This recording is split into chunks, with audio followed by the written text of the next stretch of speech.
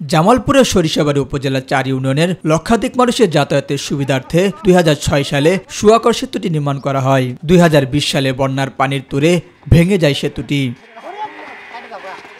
ঝিনাই নদীর উপর নির্মিত ভাঙা সেতুটি সংস্কার না করায় ৪ বছর ধরে চরম ভোগান্তি পোহাচ্ছেন উপজেলার পশ্চিমাঞ্চলের ২০ গ্রামের প্রায় ৩ লক্ষাধিক মানুষ। আমাদের এই সুয়াকর রাস্তায় ৩টি উপজেলা সংযুক্ত মেলান্দহ, মাদারগঞ্জ এবং সরিষাবাড়ী। আজকে থেকে ৩ বছর আগে থেকে আমাদের এই ব্রিজটা ভাঙা, আমরা এইভাবে চলাচল করতেছি। 2টা প্রাইমারি স্কুল, একটা হাই স্কুল, একটা দাখিল মাদ্রাসা, স্টুডেন্টরা যাতায়াত করতে অনেক অনেক অনেক অনেক সমস্যা। এখানে এই যে ব্রিজটা ভাঙাতে অনেক মানুষকে যে যাওয়া আসা অনেক ক্ষতি হয়েছে। আগের এই রাস্তায় যাওয়া খুব কষ্ট, চলাফেরা করা হয় না। এই যে বান্ডে মারদা ভেঙে গেছে, ঠ্যাং ভেঙে গেছে গা। আমরা কীভাবে চলাফেরা করব?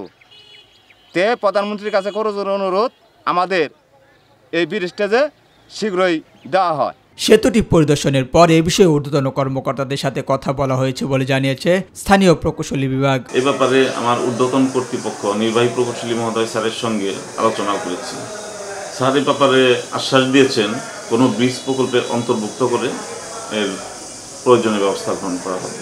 ২৫ গ্রামের মানুষের যাতায়াতের জন্য দ্রুত সুয়াকর সেতুটি পূর্ণ সংস্কার অথবা নির্মাণ করে জনদুর্ভোগ দূর করবে কর্তৃপক্ষ, এমনটাই দাবি এলাকাবাসীর। এস এম হামিম, মাই টিভি।